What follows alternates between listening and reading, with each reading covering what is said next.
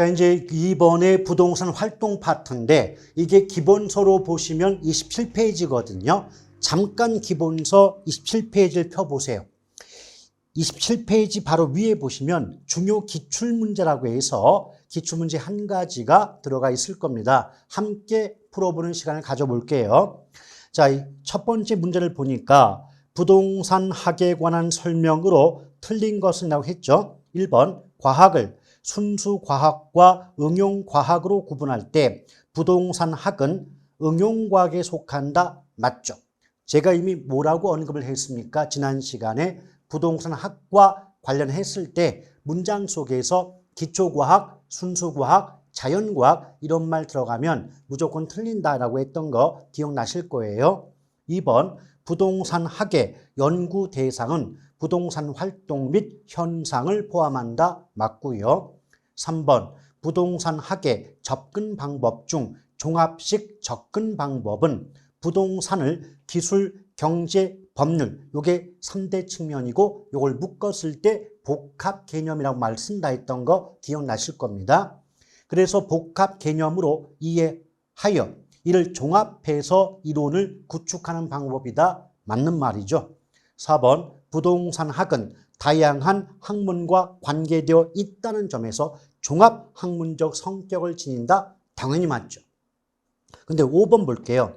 부동산 학의 일반 원칙으로서 안전성의 원칙 나왔죠? 근데 오른쪽에 보니까 소유 활동에 있어서 최유효 이용을 지도 원리로 삼고 있다 그랬어요. 제가 전 시간에 뭐라고 했습니까? 부동산 활동을 소유 활동, 거래 활동 구분할 수 있는데 소유 활동의 능률화를 위해서는 최유효 이용의 원리가 적용이 되고 또 거래 활동의 능률화를 위해서는 거래 질서 확립의 원리가 적용된다 했으며 능률자가 공통적으로 들어가기 때문에 부동산 학의 일반 원칙 중 능률성의 원칙과 관계가 있다고 했던 거 기억나십니까? 능률성의 원칙이 나와야 되는데 5번은 안전성의 원칙이 들어가 있다 보니까 5번이 틀린 지문에 해당이 되는 겁니다. 아시겠죠? 자, 이제 2번 부동산 활동에 대해서 살펴봅니다.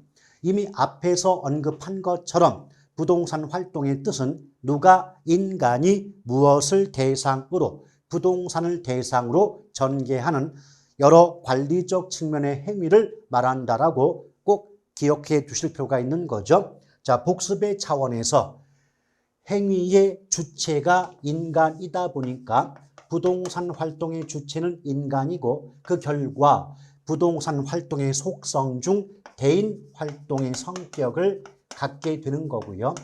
두 번째, 행위의 대상을 다른 말로 객체라고 하는 것이겠죠. 그럼 부동산 활동의 객체가 부동산이라는 물건이다 보니까 부동산 활동의 속성 중 대물 활동의 성격을 띈다. 이런 속성이 나올 수밖에 없는 거죠. 또 부동산 활동의 주체를 굳이 구분한다면 세 가지죠. 크게 공적 주체, 사적 주체, 제3섹터로 구분해 볼 수가 있어요. 이때 공적 주체는 다른 말로 1섹터, 사적 주체가 제2섹터에 해당이 됩니다. 그럼 여기에서는 무엇을 가지고 물어보느냐? 제1섹터에 어떤 것들이 포함되고 2섹터에는 무엇들이 해당이 되겠는가? 종류 위주로 출제가 되고 있는 겁니다. 일단 공적 주체는요, 정부나 지자체, 즉 지방자치단체죠. 또 각종 공기업, 이때 공기업 이 말 대신에 각종 공사라고 적어도 상관이 없습니다. 또 사적 주체는 대표적으로 개인이라든지 기업, 또 토지 소유자 조합 등이 바로 사적 주체에 해당이 되는 거고요. 제3섹터는 제1섹터 공적 주체와 제2섹터 사적 주체의 결합이라고 이해하시면 됩니다. 그래서 공적 주체와 사적 주체의 결합인데 이걸 흔히 다르게 바꾸면 민관합동이라고 말할 수 있겠죠. 민관합동 이 말 나오면 부동산 활동 주체 중 제3섹터에 해당이 된다라고 보시면 되죠. 그럼 여기서 기출문제는 어떻게 출제되었을까? 종류를 섞어놓고 이 말이 맞아, 틀려, 구분이 되겠니? 라고 물어봅니다. 예를 들면 과거 기출문제에서 부동산 활동의 주체 중 정부, 지방자치단체, 공기업 및 토지 소유자 조합 등은 토지 소유자 조합 등은 모두 공적 주체에 속한다라고 해서 틀렸던 문제가 있죠. 왜냐? 이미 알고 계시겠지만 정부나 지자체, 공기업까지는 공적 주체가 맞지만 토지 소유자 조합은 사적 주체 아니겠습니까? 그러면 공적 주체와 사적 주체를 묶어놓고 뭉퉁거려서 공적 주체이다라고 했기 때문에 틀렸던 문제가 있다는 겁니다. 어떤 출제 유형인지 판단이 되시겠죠. 그래서 활동의 주체는 공적 주체, 사적 주체, 제3섹터 구분하고 공적 주체의 어떤 것들, 또 사적 주체의 무엇들이 포함되는가 종류만 비교해서 구분해 두신다면 어렵지 않게 정답을 구하실 수가 있는 겁니다. 아시겠죠? 또 앞에서 이미 언급했지만 부동산 활동은 일반적으로 소유활동과 거래활동 나눠지고요. 소유하니까 이용하고 거래하니까 거래한다는 정도로 익혀두시면 좋겠고, 이미 앞에서 기출문제까지 풀어봤지만 둘 다 모두 부동산학의 일반 원칙 중 능률성의 원칙과 관계가 있다는 점을 다시 한번 복습해 주시면 좋겠습니다. 또 부동산 활동의 속성, 이 부분도 심심하면, 잊을만 하면 나올 수 있는 부분인데요. 속성이 되게 많죠. 부동산 활동의 속성은 크게 과학기술성, 사회공공성, 사익성, 전문성, 윤리성, 정보활동, 임장활동, 또 대인 대물활동, 또 공간활동 여러 가지 속성을 가지고 있습니다. 이 중에서도 내용까지 물어보는 것들은 이제 정해져 있는데 일단 과학성, 기술성 이 부분하고요. 전문성, 윤리성, 그리고 대인 대물 활동성 이 정도는 내용까지 물어보고 있고 나머지 속성은 이런 것들도 부동산 활동의 속성에 포함이 된다. 종류 정도로만 익혀두시면 충분한 대비가 가능할 거라고 보여집니다.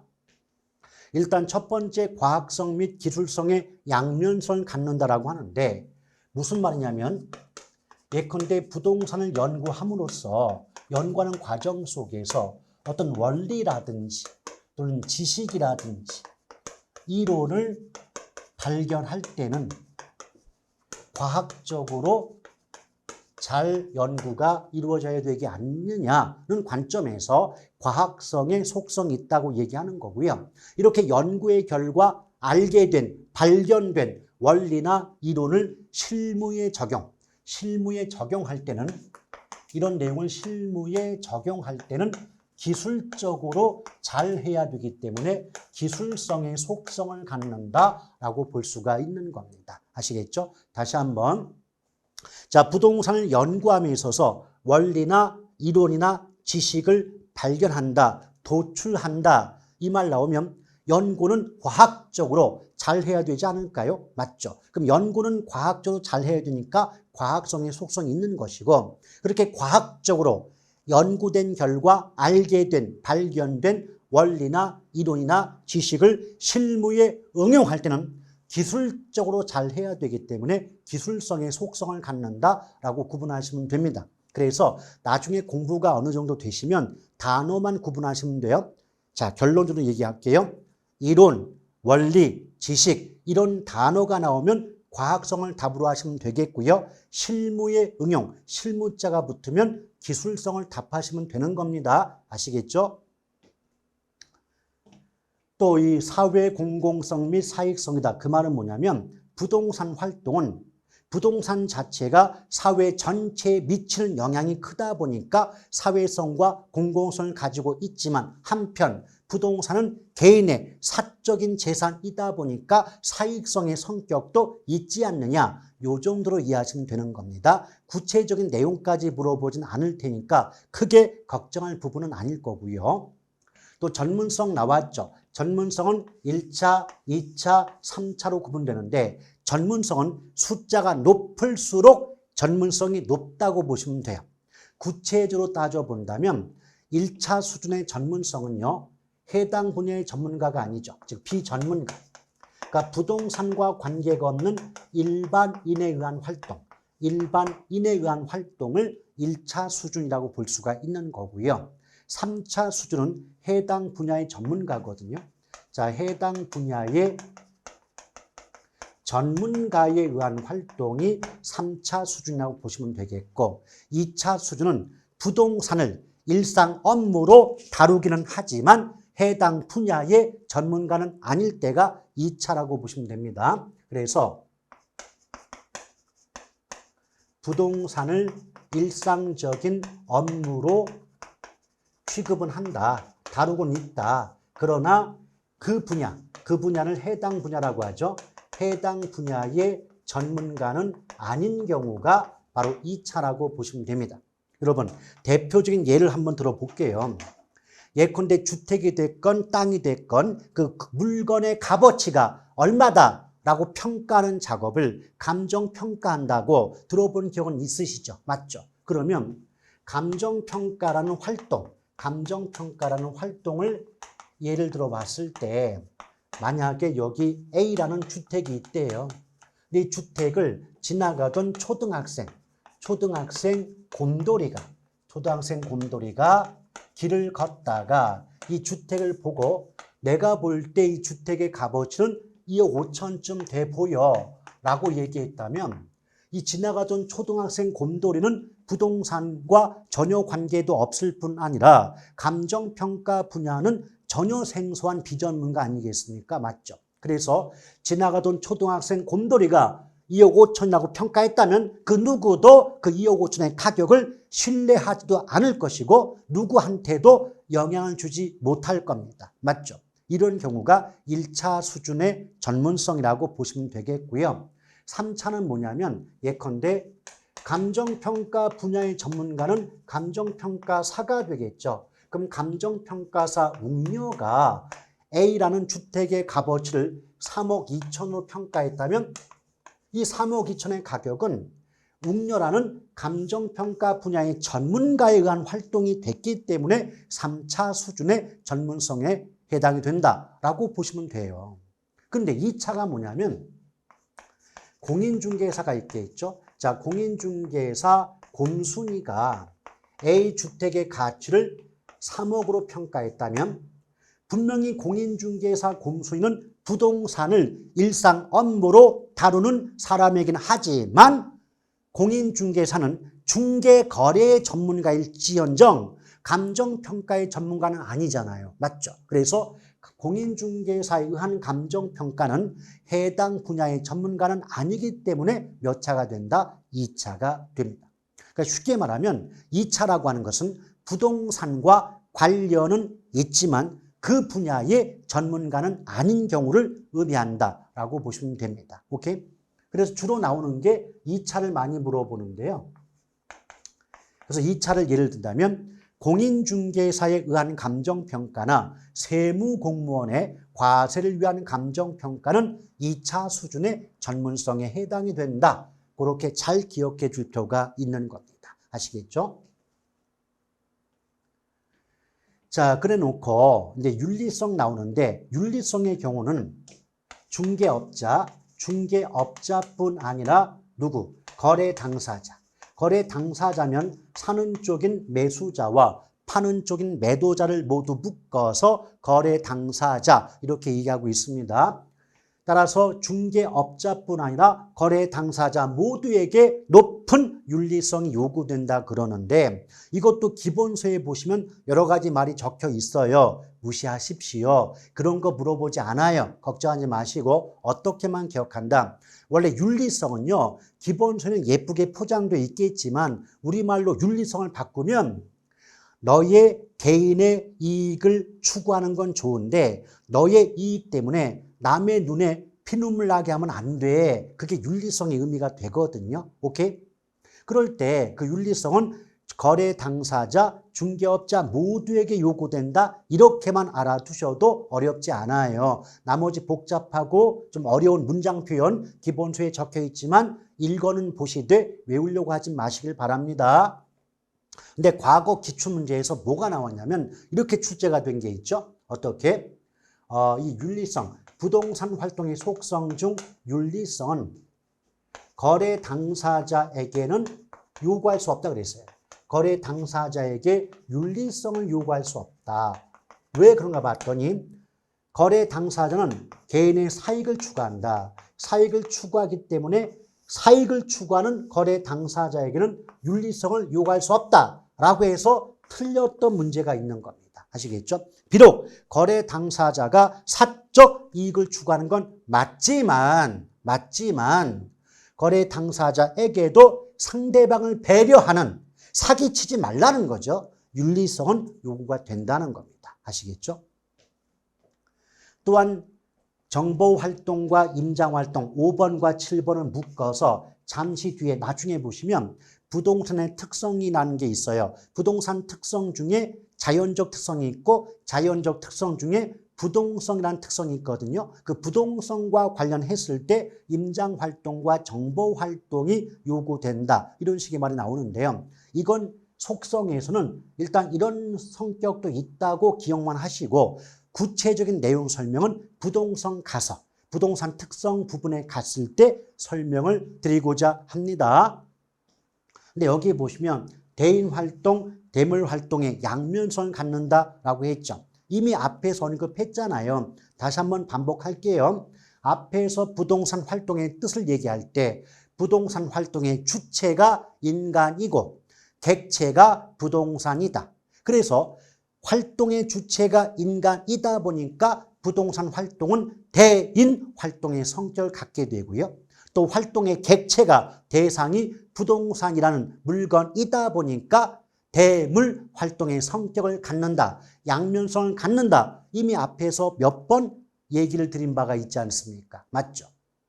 그럴 때 기출문제에서 뭐라고 했냐면 부동산 활동은 대인 활동이라기보다는 대물 활동의 성격을 띈다 그랬어요. 근데 이 문장이 언뜻 보면 맞는 듯하게 보이지만 분명히 부동산 활동은 대인 활동과 대물 활동의 양면성을 갖는단 말이에요. 그럼 어느 한쪽이라기보다는 다른 쪽의 성격을 갖는다 이런 말이 나오면 안 돼요. 대인 활동, 대물 활동 성격을 함께 갖고 있다고 해야지 다른 한쪽은 부정하면서 한쪽을 높이는 그런 식의 문장은 나오면 안 된다는 겁니다. 아시겠죠? 대인 활동이라기보다는 대물 활동의 성격을 띈다. 이 말은 대인 활동의 성격은 없다는 말과 같은 거예요. 아시겠죠? 그래서 무조건 앞뒤 문장이 어렵게 나온다 할지라도 어떻게 기억한다? 부동산 활동은 성격상 대인 활동과 대물 활동의 성격을 함께 가지고 있다라고 기억하는 게 가장 좋은 학습법이지 않을까 생각을 합니다. 나머지 공간활동, 배려의 장기성, 복합 개념 등은 이런 것들도 부동산 활동의 성격에 포함이 된다는 정도로만 알아두시면 되는 겁니다. 그 다음에 부동산 학의 일반 원칙 나오죠. 제가 이미 앞선 시간에 부동산학의 일반 원칙에 능, 안, 경, 공 4가지 원칙이 있다고 얘기를 드린 바가 있습니다. 일단 종류부터 볼게요. 능, 안, 경, 공이죠. 능, 안, 경, 공 4가지 원칙이 있다라고 보시면 됩니다. 근데 이미 앞에서 부동산학의 연구 목적 관련했을 때 부동산 활동의 능률화를 위해서 연구가 되는 학문 분야가 부동산학이라고 언급을 해드린 바가 있죠. 그러면 부동산학의 연구 목적이 부동산 활동의 능률화가 되기 때문에 그 부동산학의 연구 목적과 관련하여 가장 중시되는 원칙이 무엇이냐고 물어봤을 때 능률성의 원칙이 답이라고 보시면 되는 겁니다. 그래서 연구 목적. 자, 다시 한번 반복해 볼게요. 부동산학의 연구 목적이 크게 두 가지가 있었는데 그 두 가지 목적 중에 두 번째가 뭐였냐면 부동산 활동의 능률화, 부동산 활동의 능률화 또는 능률성을 제고함의 목적이 있다 그랬어요. 그럼 능률성을 높이는 게 목적이니까 그 목적과 관련했을 때 가장 중요한 원칙 역시도 능률성의 원칙일 수밖에 없는 거고요. 맞죠? 근데 이때 조심할 게 뭐냐면 첫 번째 능률성의 원칙과 두 번째 안전성의 원칙은 상충, 상호 충돌 관계에 있다는 겁니다. 왜 그럴 수밖에 없냐면 누군가 질문을 합니다. 선생님, 능률성을 보다 쉽게 알아듣는, 이해하는 방법이 없을까요? 있어요. 능률성은 우리말로 바꾸면 시간과 비용을 절감한다는 의미를 담고 있어요. 자, 시간과 비용을 절감한다는 게 능률성입니다. 그러면 생각해 보십시오. 시간과 비용을 절감하다 보면 능률성은 강조가 되죠.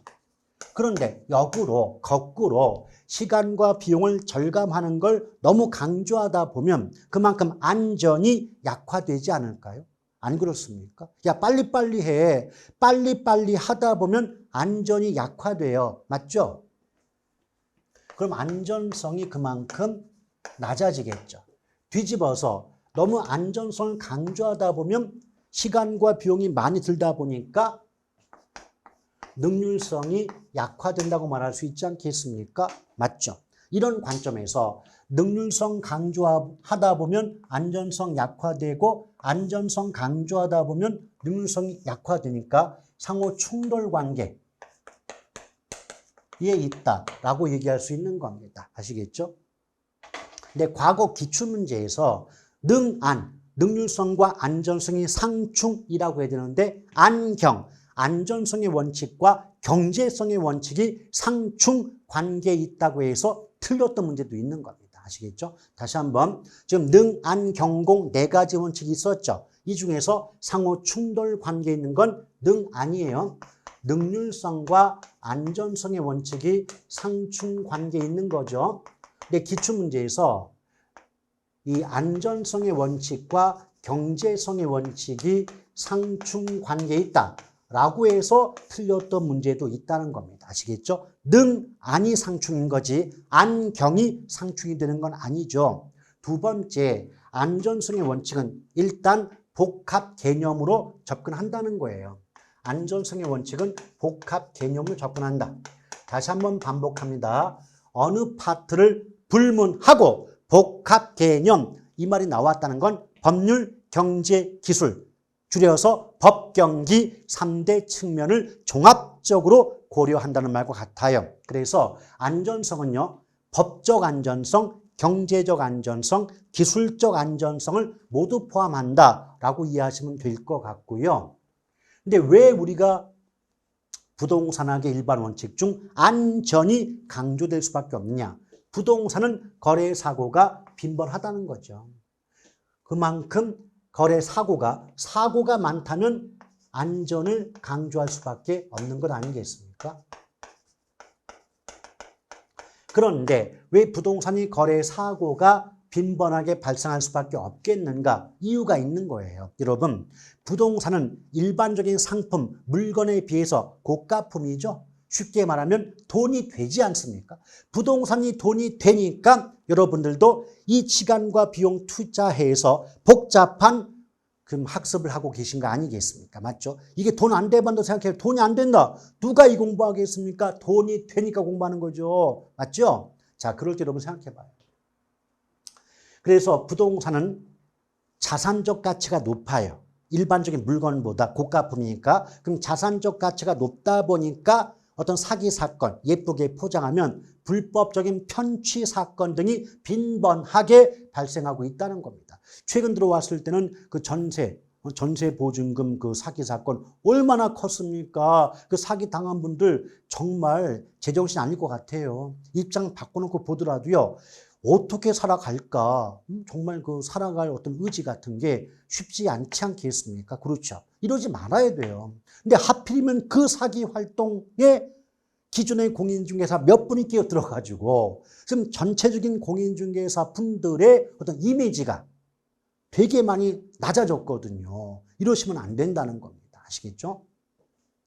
자, 어찌됐건 이렇게 부동산은 자산적 가치가 높은 재와 물건이다 보니까 사기 사건 등이 빈번하게 발생한다. 그래서 안전성이 강조가 된다라고 보시면 되겠고, 또 이미 앞서 보신 것처럼 능률성과 안전성의 원칙은 상호 충돌 관계에 있다는 거죠. 충돌 관계에 있다. 즉 상충 관계다. 자, 이 점을 잘 기억할 필요가 있을 것 같습니다. 나머지 경제성의 원칙과 공정성의 원칙은 이런 것들도 부동산 활동의 일반 원칙 속에 포함이 된다. 즉 능안 경공 종류만 기억하면 되겠고 굳이 내용까지는 아니 보셔도 큰 지장이 없을 거라고 생각을 합니다. 자, 이것이 부동산의 일반 원칙이었어요. 자, 그 다음에 이제 부동산의 개념 나오는데 특히 부동산의 개념 및 분류 파트는 해마다 반드시 한 문제가 출제가 되고 있고요. 이 개념과 분류 파트를 넘어가면 부동산 특성이 나오거든요. 그 특성 부분도 반드시 해마다 한 문제 정도가 출제가 되고 있다. 고정적으로 말이죠. 그만큼 이제 부동산학의 기초 부분에서는 이제 기본적인 내용 가볍게 알아두면 되겠지만 지금부터 보시게 될 부동산의 개념 및 분류 파트에서 부분에서부터는 그만큼 집중해서 수업에 임해 주시기를 부탁을 드리겠습니다. 중요성이 있어요. 자, 이렇게 보시면 되겠죠. 자, 그래 놓고 이제 여러분 교과서로 보시면 몇 페이지입니까? 부동산의 개념 파트가 36페이지인데 자, 36페이지를 보시기 전에 여러분 기본서 34페이지를 펴보시길 바랍니다. 자, 기본서 34페이지 펴보세요. 그러면 중요 기출문제 있어요, 없어요? 있지요? 요 중요 기출문제 같이 풀어보고 그 다음 단계로 넘어가 보도록 하겠습니다. 자, 문제가 봤더니요. 부동산 활동에 관한 설명 옳은 것을 모두 고른 것 이렇게 물어봤네요. 부동산 활동입니다. 기억번, 공중, 지표, 지하를 포함하는 3차원 공간을 대상으로 전개한다. 이 부동산이 공간으로 구성되어 있고 그 결과 부동산 활동 역시도 공간을 대상으로 이루어지기 때문에 아까 우리 넘어갔는데요.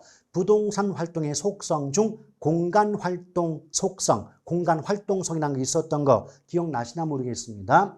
자, 다시 앞으로 한번 가볼게요. 자, 지금 부동산 활동의 속성이 있죠? 이 중에서 08번에 공간 활동성이 있었죠. 이 공간 활동성이 바로 부동산이 공간으로 구성되어 있고 그 결과 부동산을 대상으로 이루어지는 부동산 활동 역시도 공간 활동의 성격을 갖는다. 이런 뜻인데 이 부분은 제가 왜 설명을 안 했냐면 나중에 부동산의 속성 중 공간으로서의 부동산에 다시 한번 이 내용이 반복되기 때문에 그때 가서 설명을 드리고자 지금은 그냥 넘어갔던 겁니다. 어찌됐건 기억번은 맞아요. 그럼 기억번이 맞았는데 여러분 잘 보세요. 분명히 이 문제는 옳은 것을 골라라 하는 문제 아닙니까? 맞죠? 근데 기억번이 들어가야 됩니다. 그럼 일단 보기 5개 중에 기억번이 들어간 보기가 답으로 압축되니까 1번과 2번 중에 답이 나오는 거죠. 그럼 결국 3번, 4번, 5번은 처음부터 답일 수가 없는 거예요. 이렇게 문제를 풀어낸다는 거죠. 그렇죠? 그런데 1번에 보니까 기역과 니은, 2번에 기역과 디귿이 있어요. 그럼 만약에 니은이 맞는 말이다. 그럼 주저하지 마시고 1번을 답으로 하시면 되겠고 니은이 틀렸다. 그럼 역시 정답은 자동적으로 2번일 수밖에 없지 않겠습니까? 맞죠? 이렇게 문제를 푸는 거예요. 근데 그렇게 설명을 드리고 제발 이렇게 문제를 풀어달라라고 간곡히 애원하고 부탁했음에도 불구하고 우리 수험생분들은 마지막 미음범까지 모든 문장을 다 읽어놓고 헤매고 계신다는 거죠. 아시겠죠? 문제를 그렇게 풀다가는요. 이 수업하는 선생들조차도 보기 지문 다 보시면서 제한된 시간 내에 문제 풀 수 있을까 의문이 들 정도로 우리 시험이 만만하지 않습니다. 그러니 문제를 푸는 요령도 함께 익혀두시길 바랍니다. 그럼 니은번 볼게요. 니은 보니까 사회성, 공공성 있는 재산을 다루기 때문에 거래 당사자는 윤리적으로 행동할 필요가 없으나 이미 틀렸죠. 우리 부동산 활동 속성 볼 때 윤리성 부분을 배우시면서 중개업자뿐 아니라 거래 당사자 모두에게 높은 윤리성이 요구된다라고 배우셨잖아요. 근데 지금 니은번은 거래 당사자에게는 윤리성을 요구할 수 없다. 이렇게 말을 바꾸지 않았습니까? 이미 틀린 거죠. 그럼 니은번이 틀렸으니까 디귿번 볼 것도 없이 맞았다는 뜻이겠죠. 그래서 이 문제의 정답은 2번이 되는데 나머지 볼게요. 디귿번 보니까 일반적으로 일반 소비 상품을 대상으로 활동과는 달리 장기적 배려하에 결정되고 실행된다. 여기 9번에 보면 속성의 9번에 보면 배려의 장기성 적혀 있지 않습니까? 맞죠? 그래서 디귿번은 옳은 지문입니다. 그럼 그렇다면 결국은 리을과 미음이 틀렸다는 뜻인데 왜 틀렸을까 살펴볼게요. 리을번 부동산 활동의 주체가 인간이라는 점에서 대물 활동이 아니라 대인 활동이나 할 수 있다. 제가 뭐라 그랬어요? 부동산 활동은 대인 활동, 대물 활동 성격을 함께 가지고 있다. 어느 한쪽이 부정돼서는 안 된다. 따라서 대인 활동이니 대물 활동이라기보다는 대인 활동이다. 이 문장은 마치 대물 활동은 아니고 대인 활동이라고 한쪽의 성격만 부각시켰기 때문에 문장 자체가 틀리게 될 수밖에 없는 겁니다. 아시겠죠? 또 미음번 볼게요. 부동산 활동을 임장 활동으로 구성하는 근거는 부증성이라는 특성 아니죠. 제가 아까 설명할 때 잠깐 넘어갔지만 제가 뭐라 그랬죠? 임장활동, 정보활동 5번과 7번은 나중에 부동산의 자연적 특성 중 부동성과 관계가 있기 때문에 부동성 설명할 때 설명드리겠다, 나중에 하겠다 하고 넘어갔다는 거 기억나십니까? 최소한 임장활동, 정보활동 묶어서 임장정보활동 이 말 나오면 일단은 특성은 부동성이에요. 부증성 아닙니다. 그래서 이 문제의 정답은 2번인데 생각해 보세요. 제가 조금 아까 정답 2번 어떻게 풀었어요? 일단 기억번 맞았다. 그럼 맞는 말 들어간 보기가 1번과 2번뿐이 없다. 근데 1번에는 니은이 들어갔고 2번에 디귿 들어갔다. 그럼 니은과 디귿 중에서 맞는 쪽이 답이다. 그 말은 곧 리을과 미음은 볼 필요가 있기 없기 실제 문제로 가면 현장에 가면 시험 당일날 리을과 미음은 볼 필요가 없죠. 그러나 공부를 하는 과정 속에서는 리을과 미음 보시면서 리을이 어디가 틀렸다, 미음이 어느 부분이 잘못됐다는 걸 알고 들어가야 되죠. 그건 학습의 과정 속에서 이루어지는 행위가 될 것이고 현장 당일날 갈 때는 짧은 시간에 정답을 구해야 되기 때문에 이런 문제 같은 때는 리을과 미음은 안 보시고 나머지 기억, 니은, 디귿까지만 보고 정답 구할 수 있지 않겠습니까? 아시겠죠? 문제를 푸는 요령을 얘기하고 있는 것 뿐이에요. 그리고 이제 그 뒷장에 넘겨보시면 35페이지에 제목이 부동산 현상이라고 적혀 있잖아요. 맞죠? 그런데 제가 뭐라 그랬어요? 비록 부동산학 연구의 대상 속에 부동산 활동과 현상 두 가지가 포함되지만 현상 부분은 출제가 되지 않으니까 부동산 현상도 연구의 대상에 포함된다는 정도로만 익혀두시고 굳이 내용까지 보실 필요는 없다라고 했던 거 기억나시죠? 그렇기 때문에 기본서 나중에 보실 때 35페이지는 기본서에 대한 예의가 있으니까 1권은 한번 보세요. 1권은 보시되 굳이 외울 필요까지는 공부할 필요까지는 없는 대목이라고 보시고 그래서 저도 수업할 때 활동을 중심으로 설명하고 현상은 그대로 넘어갔던 게 그 이유에 해당이 됩니다. 아시겠죠? 이제 36페이지를 펴보시면 그렇죠. 부동산의 개념과 분류가 나와 있습니다. 자, 부동산의 개념 부분이죠. 일단 부동산의 개념은 크게 복합 개념의 부동산과 복합 부동산 두 가지로 구분이 됩니다. 벌써 제목에 복합 개념 나와 있죠. 그럼 예측합니다. 그래, 복합 개념은 어디에 나와도 법률, 경제, 기술, 줄여서 법경지 3대 측면을 종합적으로 고려하는 사고방식이야. 이 점 기억하시고 계시죠? 따라서 제목이 복합 개념의 부동산이니까 이 속에는 법률적 개념의 부동산, 경제적 개념의 부동산, 기술적 개념의 부동산이 포함되겠구나. 그런 내용을 학습해야 되겠구나. 예상해 볼 수 있지 않습니까? 맞죠? 그래서 읽어보니까 복합 개념은 부동산을 법률, 경제, 기술적 개념으로 구분하고 이를 종합적으로 고려해서 부동산을 바라보는 관점이 복합 개념이다. 얘기를 드린 바가 있죠.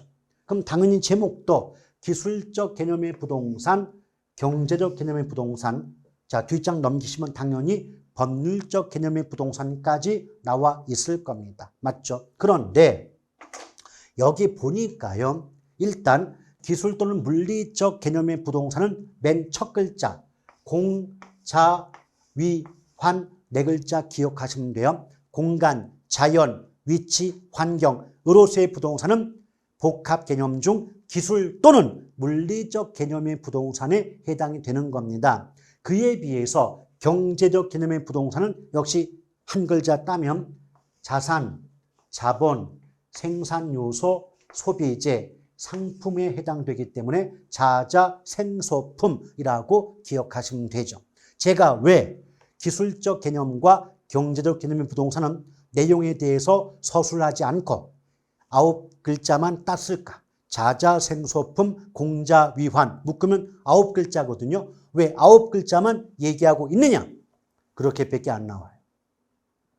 문제가 어떻게 나오냐면 다음 중 복합 개념의 부동산 중 기술적 개념의 부동산이 아닌 것은 또는 경제적 개념의 부동산에 해당하는 것은 이렇게 종류를 물어봐요. 오케이? 예를 들면 이렇게 나오겠죠? 기출문제에서 다음 중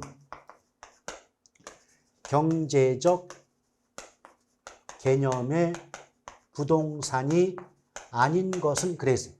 그럼 1번에 자산으로서의 부동산, 2번에 자연으로서의 부동산, 3번에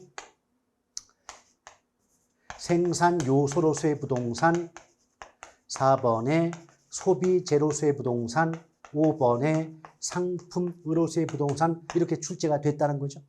그럼 여러분이 딱 보셔도 이미 정답은 몇 번이죠? 그렇죠.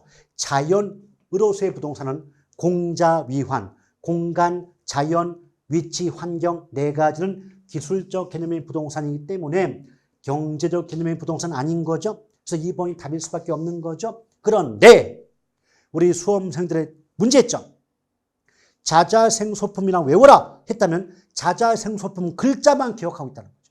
그때 자가 뭐고 자가 자산이고 또 자가 자본, 자산, 자본, 생산요소, 소비재 상품인데 그걸 묶으면 자자생소품이다 라고 외우는 게 아니라 그냥 자자생소품만 외워버리고 아시겠죠?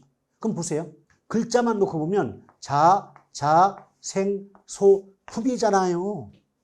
그럼 자자생소품 한 글자만 외우신 분들은 자자생소품이니까 모두 경제적 개념의 부동산인데 경제가 아닌 게 없는데 무슨 문제가 왜 이래? 잘못된 거 아니야? 라고 생각하면서 오답을 낼 수밖에 없다는 거죠. 이게 바로 여러분이 좋아하는 암기법의 극단적인 폐단이에요. 암기법이 나쁘다는 뜻이 아니에요. 암기하셔야 돼요. 그런데 최소한 공자위환, 자자생소품 이런 암기법이 있다고 할 때 최소한 공자위환이 공간, 자연, 위치, 환경을 말하는 뜻이고 자자생소품이 자산, 자본, 생산요소, 소비재, 상품을 뜻한다. 이 정도는 알고 자자생소품을 외우셔야지. 아무것도 모르고 그냥 편하다고 자자생소품만 외우고 있다는 거죠. 그러니까 결정적인 순간에 답이 안 보일 수밖에 없는 거죠. 아시겠죠? 그래서 제가 서두에서 뭐라고 했냐면 이해와 암기가 병용돼야 된다. 그냥 글자만 외우지 마시고 그 글자의 최소한 제목 정도는 알고 들어가야지. 그냥 공자위환, 자자생소품 이렇게만 공부를 하니까 당연히 그렇게 나왔을 때 똑같은 말이 나왔을 때는 답을 맞추지만 같은 걸 물어보는데 글자 하나만 살짝 바꿔치기 해도 여러분은 오답을 낼 수밖에 없다는 겁니다. 아시겠죠? 그래서 다시 한번 간곡히 부탁드립니다. 조금 어렵고 속도 느리고 복잡하다 할지라도 정석대로 수업을 받고 학습을 하셔야만 흔들림이 없어요. 아시겠죠? 자, 이제 이 중에서 나중에 살펴볼 게 공간 의로서의 부동산 나중에 부동산의 속성 관련해갖고 다시 한번 등장하거든요. 그때 가서 설명드립니다. 일단 지금은요. 공간, 자연, 위치, 환경 물론 기본소에는 이러이러한 뜻이라고 적혀 있죠. 그러나 그 내용 물어보지 않아요. 걱정하지 마세요. 그냥 어떻게만 복합 개념 중 기술적 개념은 공간, 자연, 위치, 환경 줄여서 공자위환, 경제적 개념은 자산, 자본, 생산 요소, 소비재 상품인데 줄여서 자자생소품 이렇게 묶어서 9개 글자만 외워두셔도 문제 푸는데 지장 없습니다. 아시겠죠? 그럼 당연히 기본서에는 여러 가지 내용 나와 있으니까 이것은 교과서에 대한 예로서 읽어보세요. 읽어보시고 그렇다고 외우진 마시고요. 아시겠죠? 그럼 가장 출제 빈도가 높고 그렇기 때문에 문제로서의 중요성이 가장 높은 대목이 법률적 개념의 부동산이라고 보시면 됩니다. 일단 법률적 개념 부동산은요. 협의, 좁은 의미의 부동산과 지금 종류만 놓고 보면 광의, 넓은 의미의 부동산 두 가지로 구분해 볼 수가 있습니다. 그러면 내용 설명에 앞서서 문장 속에서 협의의 부동산, 광의의 부동산, 우리말로 좁은 의미의 부동산, 넓은 의미의 부동산이라고 나오게 되면 일단은 그것은 복합 개념의 부동산 중 법률적 개념의 부동산을 얘기하고 있다는 뜻입니다. 아시겠죠? 다시 한번 협의의 부동산, 광의 부동산, 좁은 의미, 넓은 의미 부동산 이 말 들어가 있다. 일단은 법률적 측면의 부동산이라고 보면 되는 겁니다. 아시겠죠? 과거 기출문제에서 뭐가 나오냐면 자, 부동산을 구분할 때 자, 부동산을 협의의 부동산과 광의의 부동산으로 구분할 수 있다. 근데 이것은 복합 개념 중 경제적 측면의 구분이다. 라고 해서 틀렸던 문제가 있는 거죠. 제가 조금 아까 무엇을 얘기했습니까? 아직 내용 설명을 드리지 않았습니다. 그러나 협의, 광의, 좁은 의미, 넓은 의미의 부동산 이 말이 나오게 되면 일단은 법률적 측면의 부동산인데 기출문제에서 법률 대신에 경제를 집어넣기 때문에 틀렸던 문제가 있다는 거 조심해서 기억할 필요가 있는 거죠. 아시겠죠? 그렇다면 협의, 즉 좁은 의미의 부동산은 무엇을 얘기하는가? 협의의 부동산은 민법상 부동산입니다. 즉 민법이란 법에서 무엇을 부동산이라고 규정해 놓았겠는가? 민법 제99조 1항에 보면 부동산은 토지 및 그 정착물은 부동산이다라는 법의 규정이 있다는 거죠. 다시 한번 민법이라는 법에서 99조 1항에서 토지 및 그 정착물은 부동산이라는 규정이 있다는 겁니다. 오케이? 그렇기 때문에 세 가지가 같은 말이에요. 어떤 세 가지냐? 협의의 부동산, 민법상 부동산, 토지 및 정착물은 어떻게 쓰더라도 같은 뜻이죠. 그러니까 어떤 사람은 협의의 부동산, 또 어떤 사람은 민법상 부동산, 또 다른 사람은 토지 및 그 정착물 이렇게 출제할 수 있지 않겠습니까? 맞죠? 그럼 표현만 놓고 본다면 다른 말처럼 느껴질 수 있겠지만 내용을 이해한다면 모두 같은 말이라고 해석해 볼 수 있겠죠. 맞죠? 그럼 당연히 토지 및 정착물에 대해서 살펴보셔야 되겠지만 물론 이때 토지도 우리가 알고 있는 그 땅의 뜻은 아니겠지만 실제 문제에서 토지에 대해서 물어보는 경우는 없다라고 보시면 돼요. 없어요. 그럼 토지 및 정착물 중에서 토지는 안 물어본다. 그럼 무엇을 가지고 물어볼까요? 그렇죠. 정착물 물어보는 거죠. 그렇기 때문에 여러분들은 정착물의 뜻이 뭐고 어떻게 구분이 되고 어떤 기준 가지고 구분되겠는가 이런 점에 대해서 학습을 하시고 내용을 익혀두신다면 어렵지 않게 정답 구할 수가 있는 거죠. 일단 정착물의 뜻을 보니까 정착물이란 토지 등에 부착이 돼 부착이 되어 지속적으로 사용됨이 지속적으로 사용됨이 사회 경제적으로 타당하다고 인정되는 물건을 말한다라고 출제가 되고 있습니다. 사회 경제적으로 타당하다고 인정되는 물건. 이것을 우리는 정착물이라고 얘기하고 있습니다. 그러면 정착물의 뜻과 관련했을 때 몇 가지 내용을 도출해 볼 수가 있는 거죠. 어떤 것들이냐? 일단 토지 등에 부착이 되었을 때, 붙어 있을 때 비로소 정착물이라고 한다라고 하는 겁니다. 그렇다면 만약에 토지 등에 부착되지 않았다, 붙어 있지 않다. 그럼 부착되지 않은 물건은 정착물이라고 말할 수가 없는 거죠. 일단 땅이나 건물 등에 붙어 있을 때 정착물이니까 부착되지 않았다, 붙어 있지 않다, 떼어져 있다면 정착물이 아닌 거예요. 아시겠죠? 그래서 조심할 게 뭐냐면 그냥 경작물이라고 나오면 이것은 정착물인 게 맞지만 정착물에 해당되지만 경작수확물 이렇게 말이 나오면 이것은 정착물이 아닌 거죠. 왜냐? 첫 번째 경작물과 두 번째 경작수확물은 경작과 물까지는 똑같죠. 근데 아래쪽에는 수확자가 붙었죠. 그럼 수확이 됐다는 건 어떤 벼나 보리 등의 농작물 등이 토지로부터 분리가 되었다는 얘기잖아요. 떼어져 나왔다는 거잖아요. 맞죠? 그럼 얘는 부착된 물건이 아니에요. 부착물이 아니니까 결국 정착물로 보지 않는다라고 볼 수가 있는 게 아니겠습니까? 맞죠? 두 번째는 뭐냐면 지속적으로 사용될 때, 계속해서 사용이 될 때 정착물인 거예요. 오케이?